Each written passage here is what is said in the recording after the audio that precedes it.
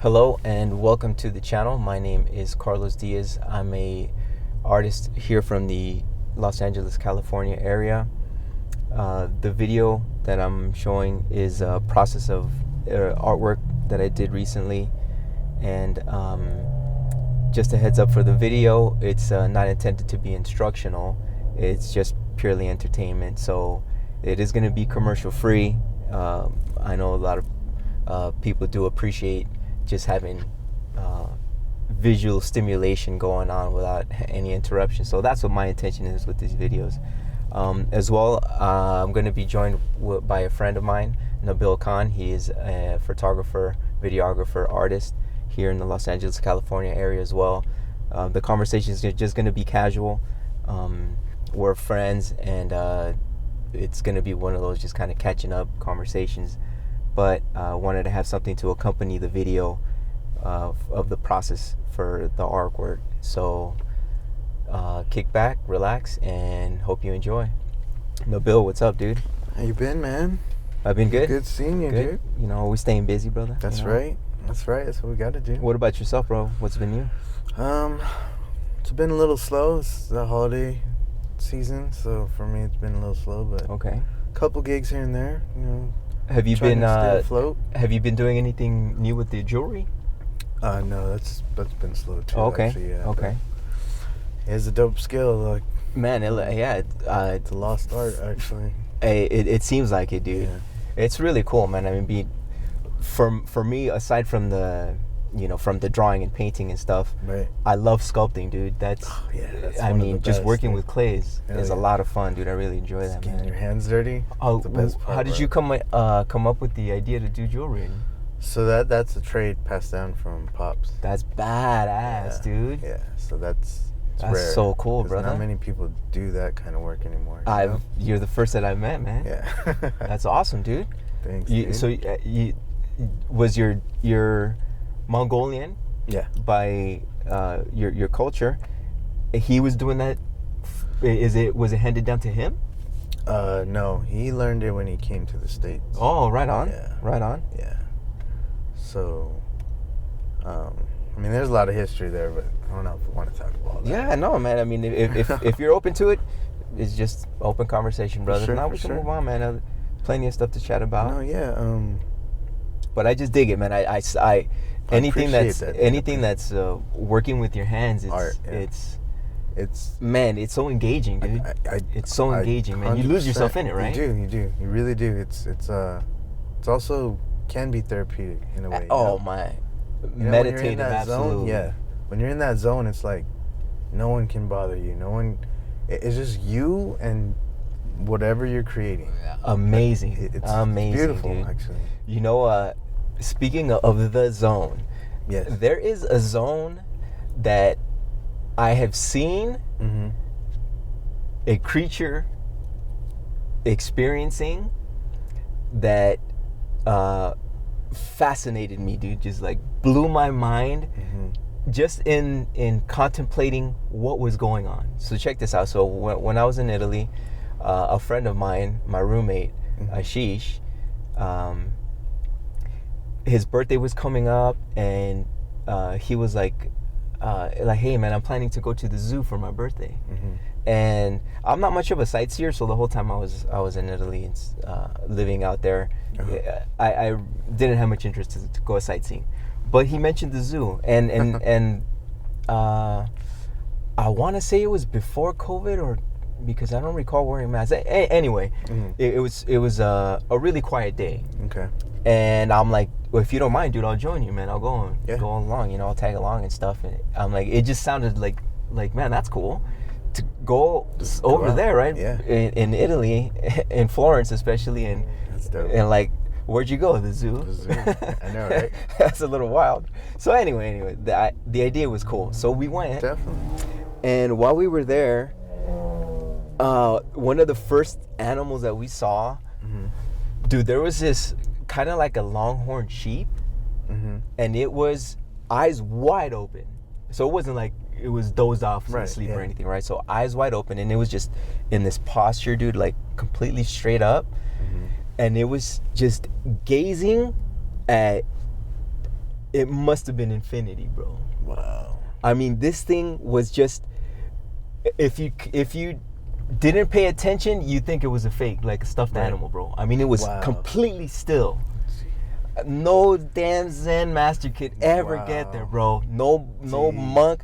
It is humanly impossible. Of course, right? They don't have self-awareness, right? Of course. So to me, that was like such a high level, dude. I was like so jealous that I couldn't get on that level. I can't meditate like that, you know.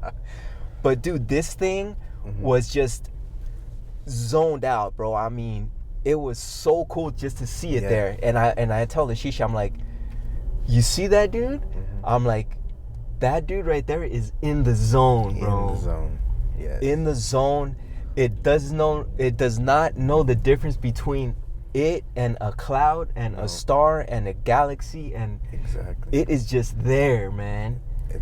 And like, dude, like 15 minutes go by, we're just kind of like in amazement of like, damn, man, what must that state of mind feel like, dude? It must be something amazing. But then 15 minutes go by and he just kind of like tilts his head a little bit, and it's almost like, man, that's awesome. It is. But it just that's still of a moment. Wow. That I mean, impossible to be reached by the human mind, you know. Absolutely. To be in such a chill state, because it's not hungry, it's not looking for a mate. No. It's not in fear for its life. It's just there chilling at the zoo. Right. But dude, it was just so cool to see that. It's an animal doing that, but man, dude, it just amazed me, bro. So that you mentioned the zone, man. Oh yeah. That memory always comes to mind, dude. That damn goat. So I like how you brought that up, because that's how it feels sometimes when you're in the process of, you know, just creating. Absolutely, man. That's a lot of fun, dude. I mean, I'm sure many other people can relate.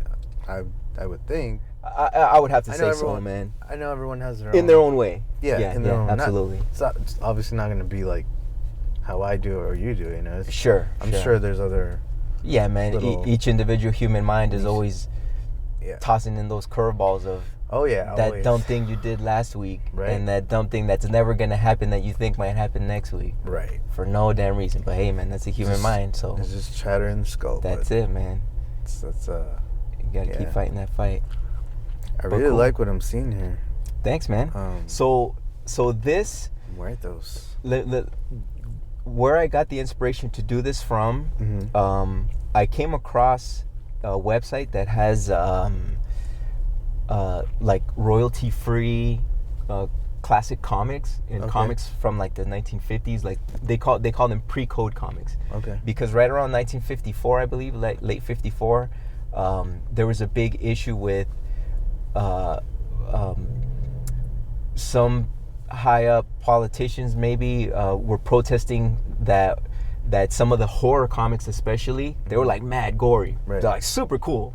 But mad gory, and for those times, they were trying to make the correlation that these horror comics and the gore and the wild stuff that they were showing was contributing to juvenile delinquency. Wow. So there was a comics code that became like the stamp that you need in order to be able to sell your comics. So a lot of these smaller companies, they went out of business because they couldn't promote their stuff and sell their stuff anymore. And those are some really, really, really cool comics, dude. Man. From my point of view, right? So anyway, so I came across that and I saw a cover of one of the comics and has a story in there called Ghoul's Revenge. Okay. And the cover is really cool because it has like this ghostly figure in the background, and in the foreground it was like some like a female kind of like screeching, but half of her face was human, normal, right, and the other half was like a skeleton. Okay. So I'm like, yeah, this is cool, man. This looks mad interesting, right? So I'm like let me read the story. So they're all short stories in those comics, maybe 5 or 6 pages long, and the story was that this couple was going to a mansion where the last will and testament was going to be read from, like an estranged uncle that had just passed away. But in the story, I guess the uncle was like a jerk, like he was like mad, like a weirdo. Typical. Right? And so the couple gets there and they meet up with the man's uncle. So I believe that they're brothers, the deceased person and the eldest uncle. Okay. And while they're reading, it's kind of cool because it kind of has like that Ghostbusters kind of feel to it. Yeah. If you feel me, right? I feel you. So as they're getting ready to go over like the whole Last Will Testament or whatever, you know, divvy up what's left behind. The dead wild uncle comes back as a ghoul, and he's like, I'm gonna seek revenge on everybody, because he disliked everybody for whatever reason. So he brings some other like minions with him, and while they're running around the house, like running around trying to hide, in fear of their lives and stuff, if the ghoul touches you, like bam, you like just start to disintegrate and turn to a skeleton. Damn. And it's cool. Like it goes through a couple panels of people turning into skeletons and stuff. So I was like, oh man, that's a really cool story. And the uncle ends up sacrificing himself. Like the cool uncle ends up sacrificing himself and saying the only way to beat this evil is for me to go to the other world, come back and fight him off, basically. Got it. So it was really cool, man. Really cool story. I like it. So that's what inspired me to do something like this. And skulls are always cool, man. Oh, definitely, always. Yeah, I think there's just something about it that's like, it's human nature to maybe admire skulls because, like, man, that was the end of someone, right? And where are they now? Who knows? Who knows? But it's I think it's always a cool look to incorporate a skeleton or a skull with something. So the human anatomy is by itself fascinating, dude. Fascinating, wow, And so this is the first time that I told myself, you know what, I'm going to do this as if I was like hired by a company to say, hey, develop a t-shirt design for me. I'm opening up a tattoo shop and show me something cool. So I'm just like, okay, man, I'm gonna jump into this and let me see what I do. And so sick. So you just mentioned t-shirt. Yeah. So this is gonna be for a t-shirt. So that is the intention, man. That's awesome, dude. Is to kind of seek out. What I want to do is experiment and explore with as much art and as many styles as come to my imagination. As you've seen before, I've done my realism, right? And I really enjoy that, and that's cool too. Yeah. But I think that for the amount of time that it takes to complete one of those paintings, especially in oil, because the way I like to paint is layers, so the layers have to dry, man, and that's usually a couple days, right? So it's really, really time consuming. As much as I enjoy being in the zone and completing them, of course, I think it's inefficient time versus income. Right. No. Yeah. So in my approach to this, I'm thinking, you know what, I can make this t-shirt designs, and why don't I just sell these t-shirts myself, right? Right. So yes, I intend to go forward with continuing to do designs, like no premise, no nothing, just whatever I feel like, just make it. Man, I'm just gonna put it on paper, ink it, paint it if I want to. But I really dig the whole black and white look. I like it too. And at the same time, I'm learning to ink, dude. I've never done this process ever before, where I just like ink and if you saw earlier, I felt like the nose was a little too wide, and I threw some white out on it. So I'm going traditional, but the final rendering of the artwork that's going to be on the t-shirt, I do that on the iPad. Okay. So I do complete it digitally. Right, yeah. And there, you just move so fast, dude. So it's clean. I mean, it's, and everything is clean, absolutely. Dope, dude. So it just moves fast. So I dig this. I dig the skull with the, I'm really liking it. With the comic-ish looking. Look, yeah. I'm still figuring out whether or not I'm going to incorporate some color to it. Aside from, this is going to end up being a painting, you'll see. Okay. But the t-shirt design is in black and white. Nice. And you know, I'll show that to you later. But yeah, man, I just I want to dig stuff more from my subconscious. I want to express myself with these juvenile, childish ideas that I have as far as like monsters, creatures. Like I was telling you before about sculpting, I've sculpted some small like clay monsters that I'm working on still. It's just fun, dude. I want to enjoy the process of making whatever the heck is in my mind without being judgmental about myself, right? If I want to draw a unicorn, I want to draw a unicorn, man. Yes. And I'm gonna do it. And if it's got buck teeth, then cool. Then that's what came out, right? And I'm not gonna judge it or anything. I'm just gonna be like, okay, I felt like doing that today. It's bam. purely transparent. And so that's what I want to do more of is work for my imagination and be more cartoony, be more loose, right? And lean more towards something that I think might make a cool shirt design, you know. For sure. Somebody could rock it. Well, you can see, here's the painting process. Oh. So, I wanted to try to see if I could do the whole t-shirt design as a painting. Oh wow. So I included the lettering and everything, and as you'll see, so let me be straight up and be raw about how silly I am, right? Or how imperfect things can develop. Right. I put weirdo on top because that's gonna be my thing. That'll be my shtick, right? It's weirdo, man. I'm gonna be a weirdo with the freedom of Picasso, man. With just letting it go, whatever the heck comes out, because that's what I felt like doing that damn day, and that's it, right? Heck yeah. So I'm like, I'm gonna put weirdo on there, so I'm letting you know where I'm coming from. Yeah. I'm a weirdo. This is weird, and we're gonna rock with it. That's it. But I spelled it incorrectly. I spelled W-I-E-R-D-O, right? Okay.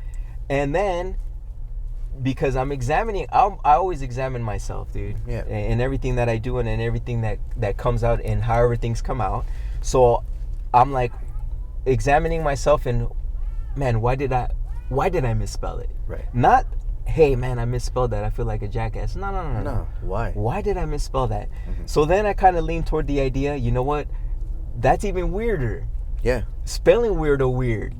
Yeah. Right? And I'm like, okay, cool, man. I'm going to go with that for a little bit.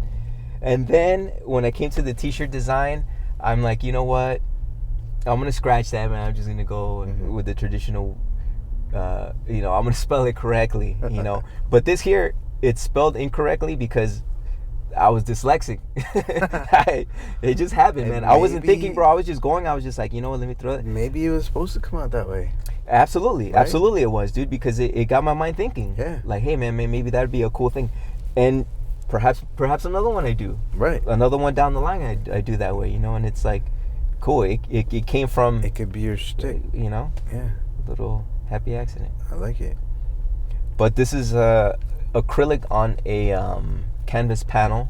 And you see how textured the canvas panel is?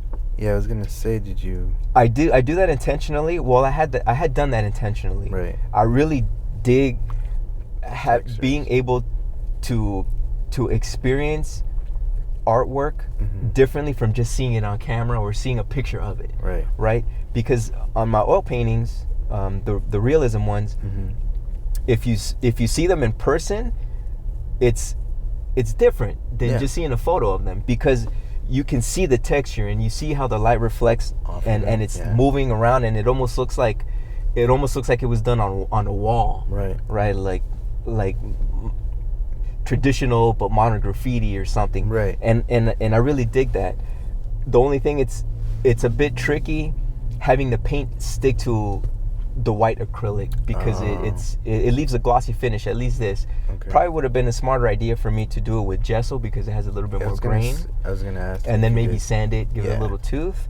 But this is on acrylic white, straight up titanium white acrylic. So, man, it's not as pleasing to work on Yeah. as I was hoping.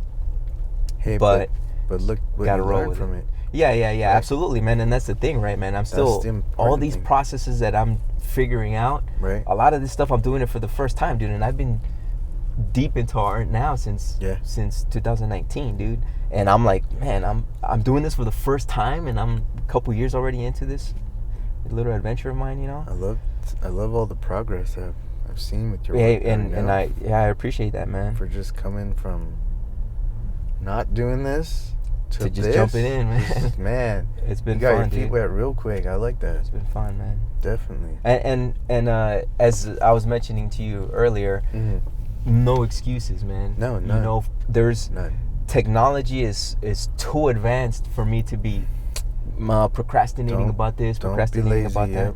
Like, for example, this. I've recorded this on my iPhone. Okay. So I bought a holder, Yeah. you know, a good little holder for on Amazon. It clamps onto a desk. Yeah. So it's one of those, and it has you know, articulating arm or whatever, and it has the cell phone holder. So perfect, man. Bam. And I have my studio light facing down on my board, and I'm like, you know what? I'm just gonna start recording footage, man. I just need the footage. Let me just get the footage and then figure out where to go how. from there. Am I gonna continue to just make my own music like I did for my other videos, right? Or can I incorporate having a conversation with a friend, you know, fellow artist? And I like this new idea. I think it's I do too, man. Original. I think it has potential to be entertaining, you know. Absolutely. And at least for myself as well, as I had mentioned, you know, at the beginning, that I totally respect everyone and anyone that puts commercials on there. Like, yo, make your money, man. Yeah, that's wherever fine, you can, do your thing, man. Yeah. Do you? I'm more than happy to promote that. Right. You make your money any way you want. Yeah, it's for your me, money. For me, I think I would like for someone to just, yo, man, just watch this whole thing and just kick back and relax. Oh, wow. If you appreciate the video, what I'm doing, right, we'll get to that, man. You know, you can pick up some merch or whatever here, and I'll mention that here towards the end of the video. But I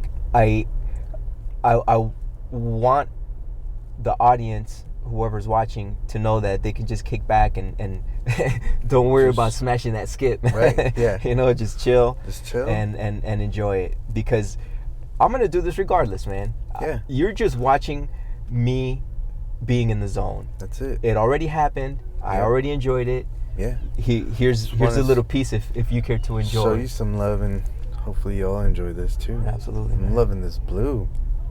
So that's dope. What's always been interesting to me is that a lot of comics, in checking out some of these classic comics too, and even modern comics, the way to show that a human has, you know, dark hair or there's a shine to their hair, it was, if they had black hair, it was blue. Blue, yeah. And I was like, that looks really cool, man. That's always looked really cool, dude. And the blue that they use, it's kind of like a real deep, like ultramarine, I guess you could kind of say. But it's really cool, man. And I dig that. And I'm like, you know what?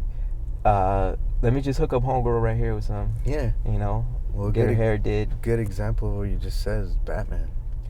That's it, man. Remember that dude? Old DC Comics. You know what? Blue. I've always dug the gray and the blue Batman. Yeah. The dope scheme, the OG, right? dude. Yeah. That scheme was really, really cool. Yeah, Bill Finger and forget the other guy. Bob Kane. Yeah. These guys are awesome, man. But you know, mentioning old school artists, comic book artists, I'm gonna have to say, of course, like everyone that's ever been a fan of comics from the early ages, right? The golden age, the silver age. Golden age. Jack Kirby, of course, is like the inspiration for everyone and anyone, dude. It's true. Regardless, dude. You know, he spawned so many artists, he right? did. And I just want to say that from me as well, dude. I mean, I totally have respect for the dude. Yeah. His artwork was just so cool, man. It was just like so imaginative. Absolutely. And a lot of fun. A lot of fun because it wasn't like the anatomy was very imperfect. Yeah. But it was fun, man. It was like, man, that's cartoony. Well, he's trying to. They were trying to do what you were trying to do too. Just express yourself through art, and whatever comes out. Like you said, if it's imperfect, perfect, whatever, that's what came out. Man, couldn't have said it better myself. That's it, man. Yeah. Buck teeth. There you go, dude. Buck tooth uni. It comes out. It comes out. So I love that you're enveloping yourself with that process, because that's, you're being real too at the same time. You know, it's not, you're not regurgitating garbage you see every day. And it's, I don't mean to call out other people's stuff but you know. No, I feel you, dude. I feel you. And I think that it's very difficult now in 2022 to come up with like your own your own style, very your own thing, right? I mean, there's so much artwork out there and really cool artists that have come up with a twist of something, right? Okay, you know, it's their thing. It's their thing. So it's very difficult, very challenging. Today's world, man, if you could pull that off, that's awesome. That's fantastic. Kudos to you, man. Absolutely. Yeah. But I think I've always appreciated what was considered fine art, right? And even fine art that's like pop art, right? Lichtenstein, of course, is like the main dude, right? Andy Warhol, absolutely. Yeah. So all these dudes, as the years are going by, and as art is changing, and maybe their intention was to make a statement more so than look at me, I'm an artist, right? Yeah. You know, absolutely. All that stuff played a big part in their development. I agree with that. And their expression. Yep. So I appreciate everything, man. And we have to the extent of comic books, I love that art form. Me too. I love that art form, dude. So I appreciate everything, man. Everything is just so cool. It's like so fascinating to me. Right. It's awesome. Yeah, dude. I absolutely agree with you. Have you do you do any sketching or drawing? I do. I actually do. Okay. Yeah, I do a little bit of more drawing, say, than painting. Painting hasn't been my forte, but I can do it. It's just. Do you ink? I have. Okay. Pen and ink, just like the earlier process. Okay. Yeah, I have. I enjoy it. I just haven't done it in a while. Right on. Been thinking of kind of getting back into it. For me, it's again, I'm trying to make a name for myself, right, as an artist. So all my time at the moment is focused on developing that. I get it. But if anyone is interested in trying it, even just as a hobby or a curiosity, go for it. Dude, definitely. Man, get yourself a sketchbook. Listen to that, guys. Get yourself a sketchbook. Sit down.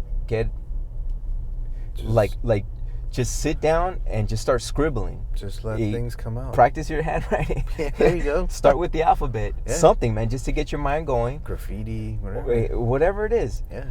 You recall a movie that you saw, yesterday or a show or whatever, and redo one of those characters just in your version. Even if it's a stick figure. Right. Man, start with that. Look at like Rick and Morty, let's say, right? Okay. Not in the context of the story writing. Their stuff is genius. I mean, it's funny and entertaining, but just the style, right? I mean, they're simple shapes. Super simple. Simple shapes, but like someone was just like, you know what?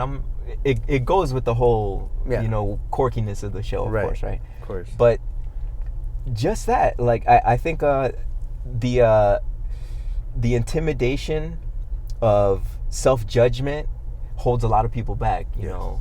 Like, I don't want anybody to think I can't draw. Yeah. Man. Or they're gonna make fun of me, or you gotta block all that negative. Some of those childish type of drawings are some of the coolest ones, right? Man. Yes. I mean, like, come on, man, Jean-Michel Basquiat. Yes. Like, this dude was not trying to render no form of realism. Nothing. No. He was just expressing himself. Right. And that stuff was looking mad cool, man. Yeah. It's just, it's the energy that is expressed in what you're doing is what makes the art cool. Cool, yeah. You just feel it. Like, there's just a feeling that comes with it. It's true. So if anyone's curious, interested, go for it. Definitely. Sit down with a piece of paper, draw on a napkin, whatever. Experiment. Or else just start expressing yourself. You'll never know, you know? Yep. No excuses. Nowadays, no excuses. If you want to learn how to draw anatomy and realism, man, YouTube University's got everything. Yeah, it's true. Or man, if you're old school, click on the video, class. or go old school, take a class. Yeah. Go old school and travel your ass to Italy. There you go. And you know, and get into that vibe. Great. Yeah, absolutely. Yeah. So there's no excuses, man. No excuses. There should never be. Yeah. The only excuses are the ones you put in your own head. That's it, man. Right. You got to conquer that. I mean, that damn caveman that keeps you locked down. Yeah. What is that, ego? That's it, man. Yeah, you gotta make the ego your best friend. Yep. That's it, dude. Though it's always gonna be around. Yeah. So here I'm just continuing. I'm trying to figure out a cool palette. Okay. For this. For like the skull part. Right. And I like the gray with the little it highlights. The more recent one, I've done another one more recent, and it leaned more toward like a Skeletor palette. Ooh. More purple, more. Skeletor's a beast, man, dude. That's my dude. Shout out to Skeletor. But again, something I grew up on, of course. You know, not the modern stuff. I'm old school. Yeah. You know, we're classic dudes. 80s, and so unconsciously, I was just like messing with. You see, you can already kind of see the hue, right? It's like a purplish. Yeah. And I'm like, well, I need to make. I want to make the shadows, or as the form is turning, as is said in traditional art. Then I wanted to make that darker, right, to kind of imply that it's a 3D-ish shade. Right. So I automatically like dabbed a little bit more red and blue that made purple. But it got darker, and then I'm like, hell, man, that looks pretty cool. So I'm gonna kind of stick with that. I'm liking but then in the second one, I kind of pushed it even more, where it was more of a purple bluish. Okay. Super cool. I'll show that to you once it comes around. For sure. But still, oil paint. Not oil painting. Acrylic. Acrylic, yeah. Still going with the acrylic thing. It's looking good though. But it's cool. And this is just like spontaneous. There was no sketch, no nothing, dude. You saw the beginning of the process of this thing from the beginning. The shape. Yeah. I literally just like, okay, you know what? I'm gonna knock this out. I'm gonna draw a female. Yep. And I'm gonna, inspired from those 1950s horror comics. Checking out the website for just some reference because I did want to get something similar to that style. Yeah. And I'm just going for it, man. Just like, okay, whatever comes out, comes out. That's it. Because I also didn't I wasn't reserved about making mistakes or anything here. I'm just like, whatever, because I knew that I was gonna do the t-shirt design on the iPad. I got so you. Already I'm just like, yeah, whatever, dude. Either way, I'm just gonna re-outline everything and clean it up. And of course, with digital stuff, dude, it's adding, subtracting, man. I know. In a single click, dude. Right? So it's so cool, and I'm all about that. I'm not against anything, any form of technique, anything. No. So digital's fun too. You just move so fast, man. Yeah, it's really cool. It's true. Sometimes mistakes can be beautiful, though. They can end up being like, wow, that was unintentional, but I kind of like it. Yeah. Very true, dude. Yeah. I like it. Have you been keeping up with any sports or anything? No, bro. No? You don't follow the World Cup much, huh? No, not really. I mean, if it's on, if I'm somewhere and it's on, yeah. Cool. I'm more of a let's play and not watch. Yeah, I got you. That's cool, man. Yeah, but I don't think much people play anymore out here. No, they're my culture. Yeah.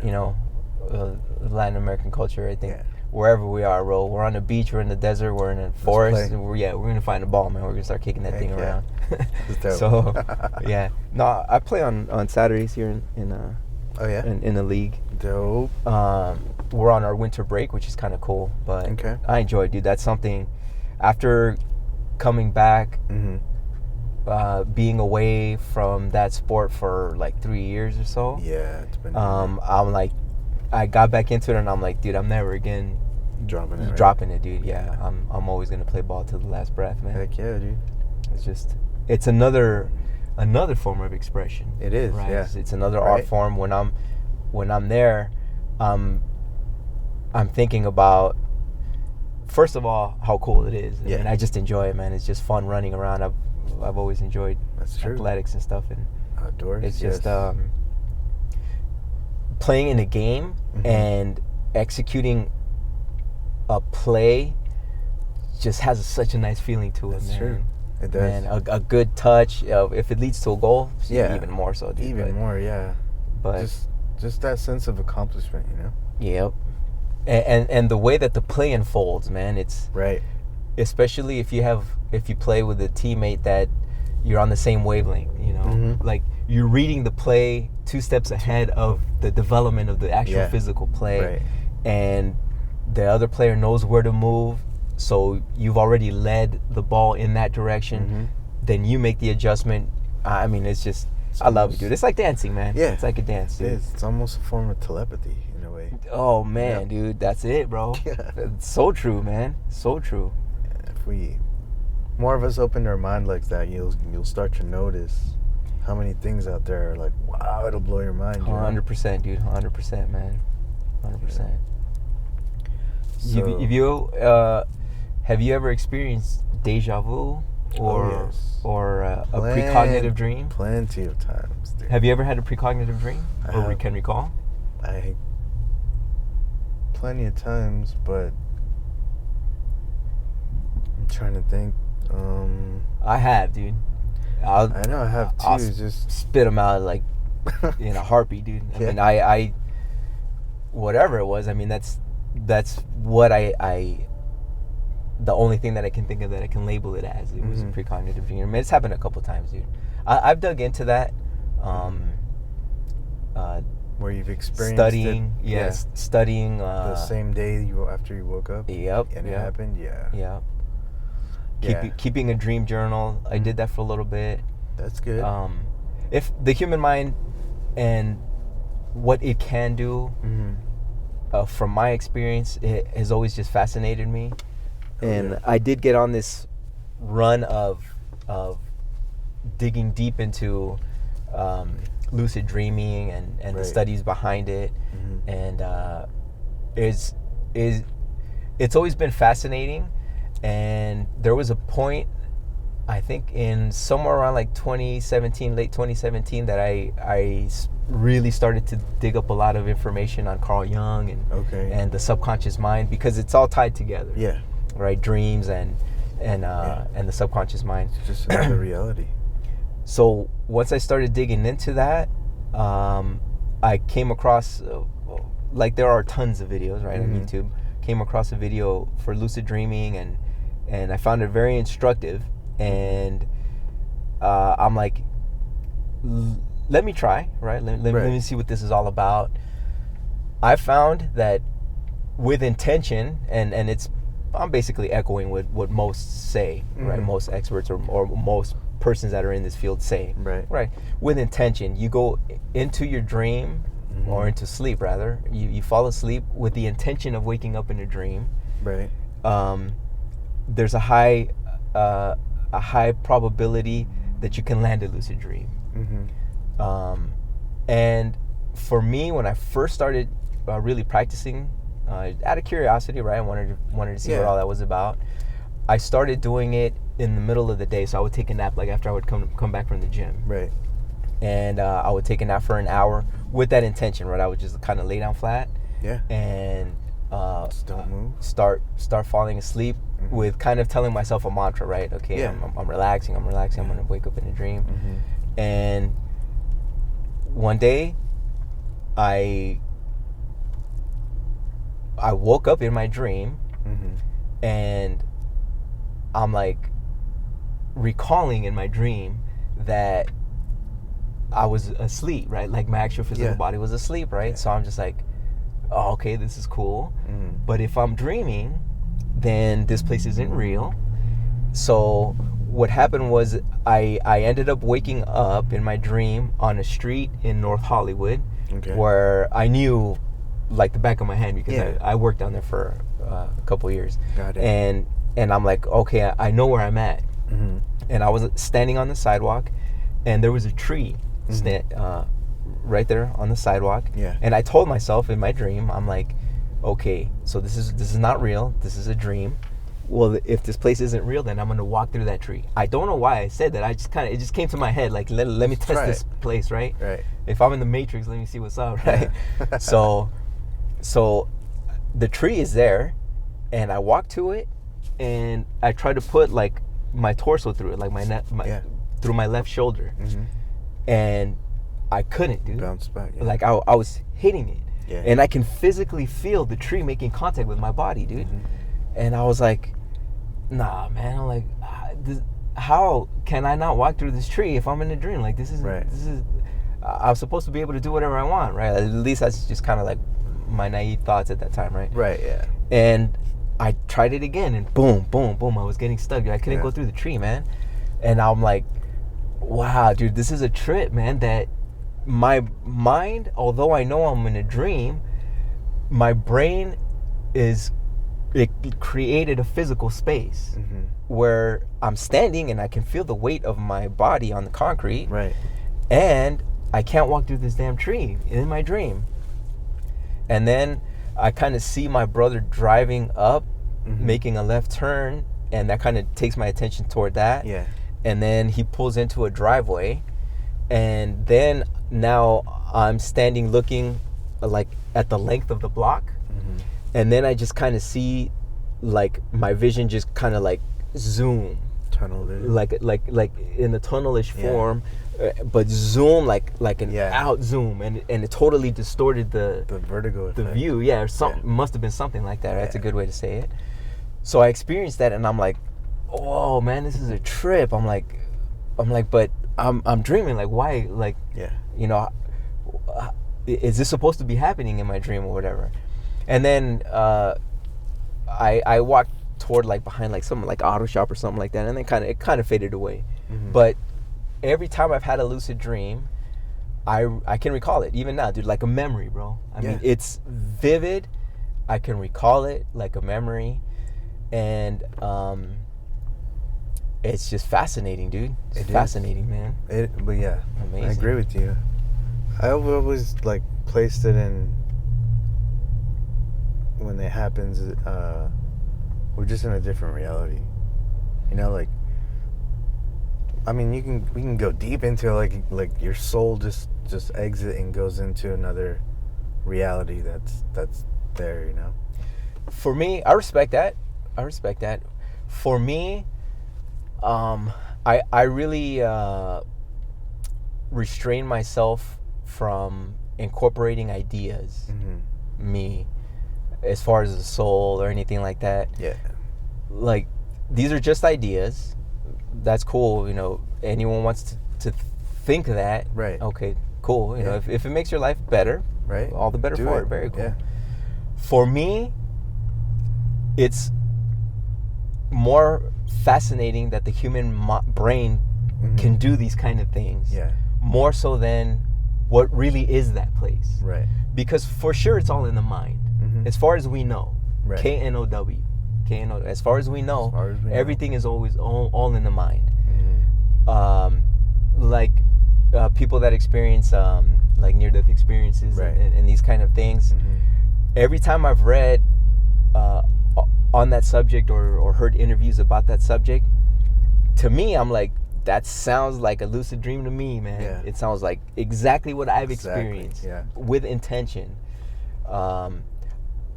I don't know for sure, but as far as I know, we can't through experience. As far as I know, it's all in the mind, and that in itself is something fascinating. It is. That in itself is fascinating. That it's that the mind can do that. Right. You know. I mean, and most of everybody only use like 10% or less of it. We haven't less, even bro. unlocked our full potential. You're being generous, yet, man. I know. Yeah. But doesn't that just like blow your mind too? Absolutely, like, wow. dude. Absolutely, man. Can you imagine if that's the what case, you could do? If that's the case, yeah. If you can unlock all that potential, I mean, if you could be that goat, bro, you would be the ultimatum, dude. You know, just wild to me. Wow. This is my wild idea. Let's go. Not that it's so, but just from me deducing the concepts from my personal experiences. Like I told you, I've experienced precognitive dreams, right? And I had the evidence of it and the proof of it in text messages. I would text message my brother saying, "Hey, man, I had this weird dream. Yeah, this.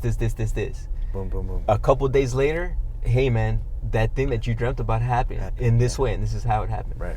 It's happened a couple times. Yeah. I think that the human mind is such a badass machine, such a badass computer, that it's calculating based on our thoughts, right? Whatever you're thinking of right now, if you want to experience something, let's say this is a little kind of law of attraction take on it in a way, right? And I use that term just loosely, not to say that it's a law, but it's that topic-ish.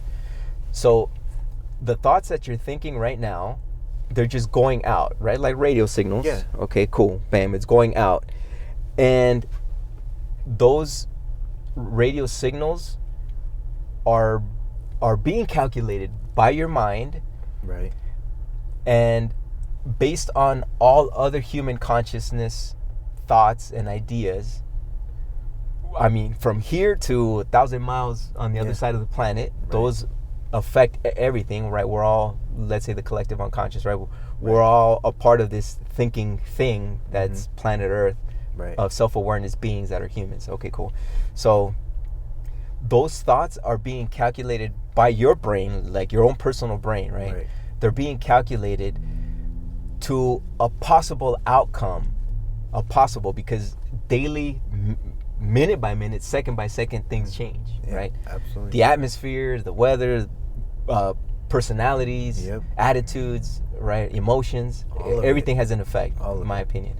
So a precognitive dream is a glimpse of something that is more than likely going to happen because your human brain has already calculated that out of a possible reality. Right.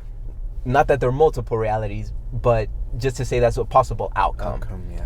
And when your mind is in that sweet spot that's sleepish, right? That la la land, that theta wavelength, then you can catch a glimpse of that calculation that the brain has made.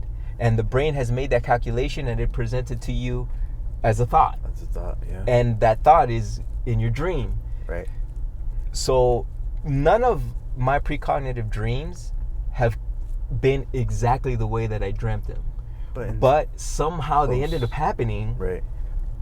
And like I mentioned them first, right, to friends or family, and then they happened. And many of these stories or accounts, anecdotes of people experiencing this type of thing, it's common. There's a lot of literature on it, right? It's true. So I'm not crazy, but I'm crazy. No, we're all a little crazy, but we're all a little bit crazy. So this is my crazy approach on how the brain thinks and why precognitive dreams happen. Right. Because I think the mind is, continuously, consciously and unconsciously, just continuously calculating these possible outcomes. And if you could meditate, bro, if you could be there, if you could be in that zone, where you can allow the brain to show you a snapshot of that possible outcome. Yeah. And even that still won't be it. because things are going to change, right? It's only that possible outcome at that point in time. Right. Literally at that 7:32 on December 16th, boom, you meditated, and that's what that might happen at that, right. 3 months from now. But then you go to sleep tonight, you get another glimpse of that same thing, but it'll be a little different. Yeah. Because it's still calculating out everything that happened between that span of time, dude. Right. So the mind is fascinating to me, man. It is. It's just fascinating to me. It is. Super is. But just one of my many weird ideas, brother. No, I dig it. And I've done a lot of research, man, because I really find the mind fascinating, and I've been into meditating for a good minute. Yeah. And it's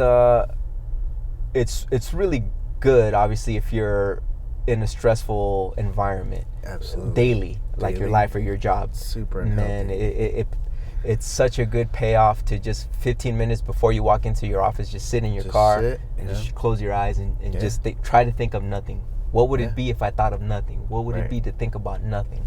I love that zone. No, but absolutely. It's very helpful. I like the saying too, nothing is real. That's because it exists. Right? Nothing is real because it exists? Yeah. If you think about it. You kind of lost me, bro. I can't lose you. Come on. Nothing is real because it exists? Because it exists. Nothing exists as such as everything exists. Right? Both of them can't occupy two different spaces. They both exist in the same space. So everything exists, but also nothing. We're gonna go too deep. So yeah, I think that's a little too deep for me, bro.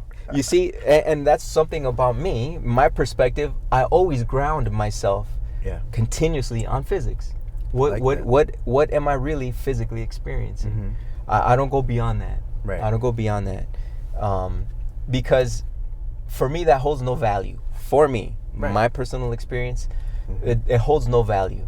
What am I doing right here, right now, that I can do to improve my experience of what I'm experiencing right here, right now? That's just me. That's good.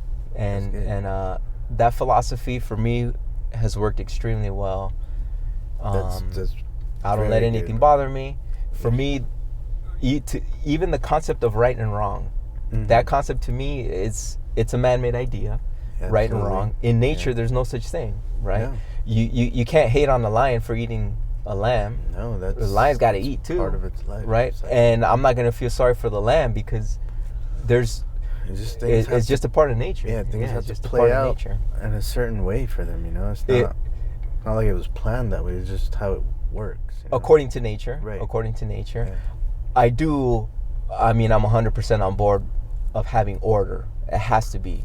There has to be some form of our state of being conscious, aware beings, right, man, and the range of craziness, right, from between all of us, it's more beneficial to have some kind of guidance, guidelines, rules, laws, and all this stuff, right, so that we all make the best attempt consciously to get along with each other and to have a cool life experience. That's true. So it's very valuable to have rules, laws, and all that stuff. Let me tell you about my life, my philosophies. So my philosophy of life is two parts, dude. One, am I enjoying what I'm doing? That's the reasons why I made such a big change in my life, right? Am I enjoying what I'm doing? With my previous profession, not that I didn't enjoy being in the service of others. It's just that I could conceive of one-upping myself in this life experience. Right. How can I have an even better experience than the one that I'm having? Well, I want to be an artist. Bam, so I jumped it. Okay, so am I enjoying what I'm doing? If the answer is yes, okay, cool. Then I'm going to reflect on, am I hurting anyone? Am I bugging anyone? Am I interfering with anyone? If it's yes, then go back and reestablish, am I enjoying what I'm doing? Right. Because I don't want to do what I'm doing if I'm bugging somebody and if I'm Yeah. bringing harm to anyone, Yeah, right? don't. That's Okay, cool. I'd rather reevaluate myself, good, man. Yeah, right? it's really good. And another part of my philosophy is that wherever I go and in whatever I do, Mm-hmm. I'm looking to bring order, comfort, and peace to whatever I'm doing.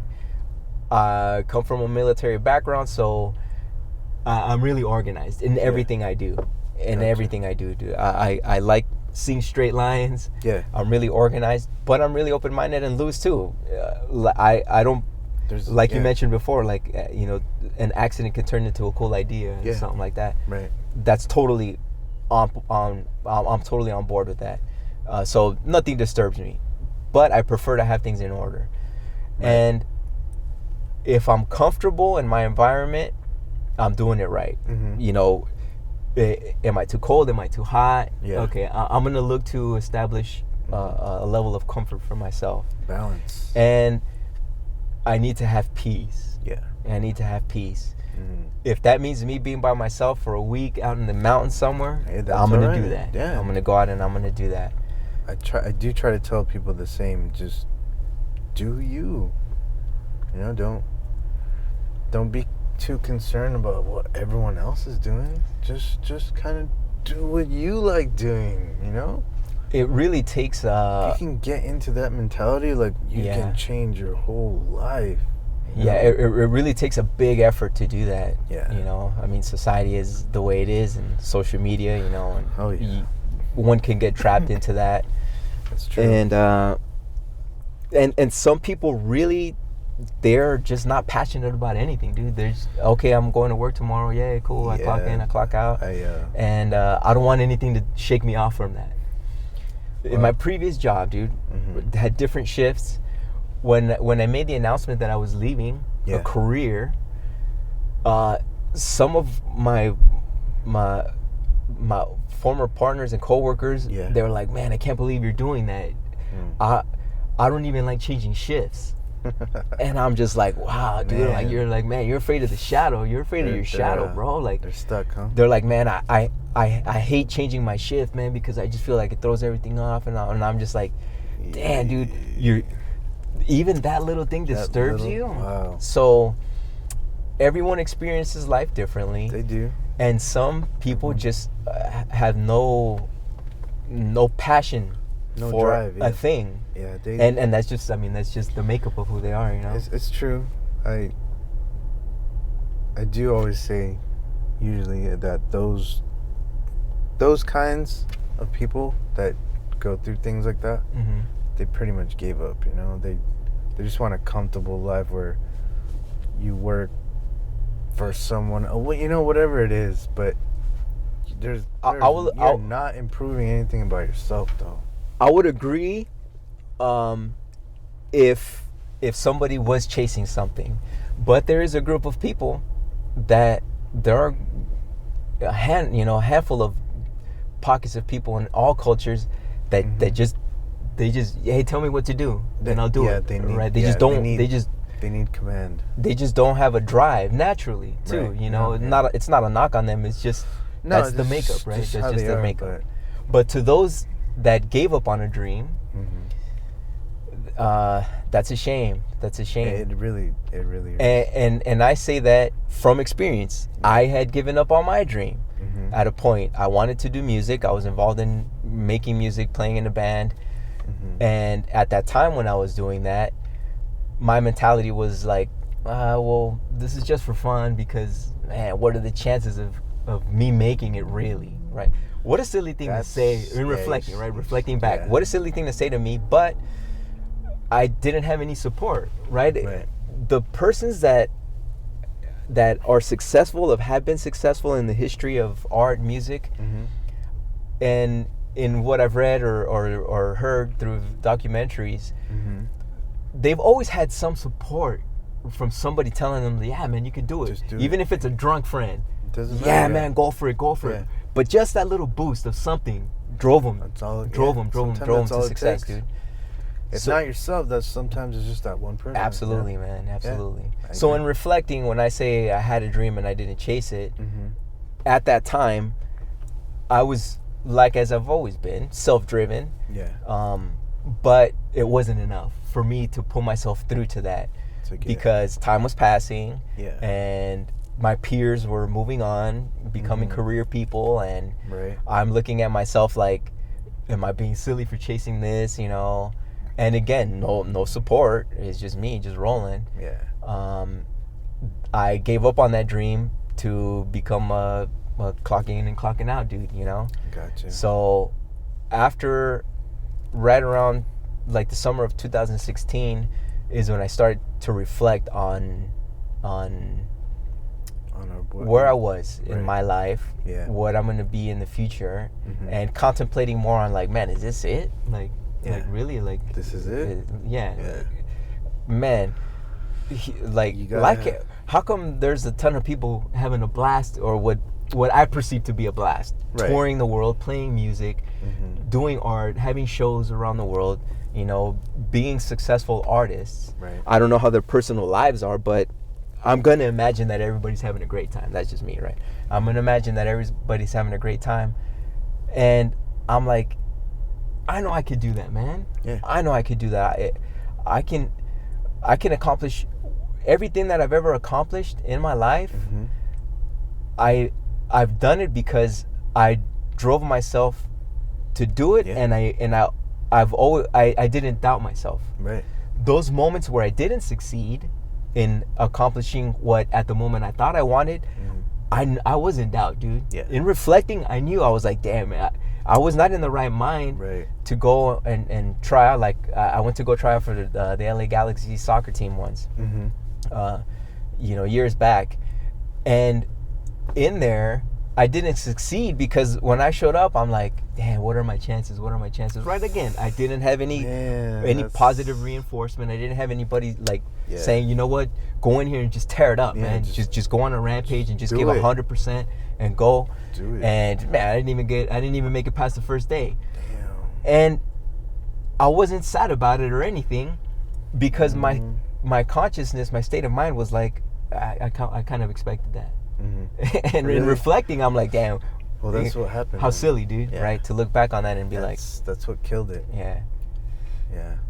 Well, I really like the ending. I saw you removed the Los Angeles of the video. That's dope. And I like the frame too. Cool. Well, let me close out this video. All right. To everyone watching, thank you very much for sticking around. If you enjoyed the video and you want to show some love, the best way to support the artist is to pick up some merch. The link is going to be in the description.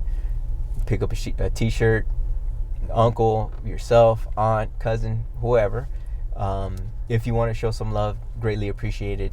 If you just enjoy the video, I would really appreciate spreading the word, helping the channel grow. I intend to do this continuously, and again, commercial-free videos, and just chatting with some friends whenever I get the opportunity to do so.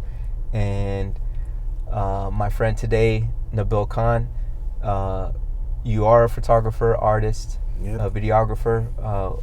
If anyone is interested in the Los Angeles area to reach out to you, how can they get in contact with you, bro? Yes, so well, you can come check out my website, see some of my work, portfolio.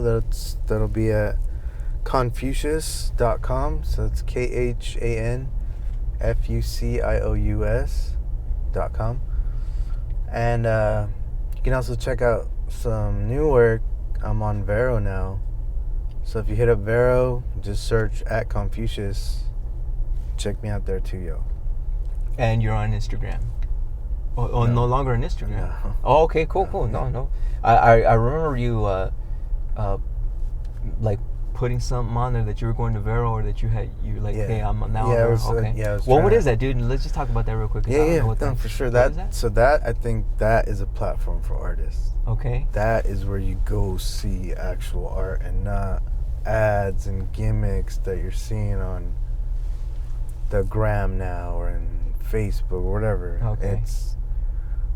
It's just that those to me are just trash now, bro. Okay. Like right on, I respect that. Like most people don't even get to see your work because it's just ads are just piled up on top of you. So when you post something, it's like, cool. I guess no one gets to see my work anymore, you know? All right. So I don't see there's no progress for me being there anymore. Okay. I respect that, dude. So, yeah, Sounds good. if you get a chance, check out Vero. Okay. I'll send you a link later. Okay. Sounds good, man. I think a lot more people will be able to see your work there. Right on. Well, as far as myself, I am on Instagram. Everything is the same, Art of Carlos D.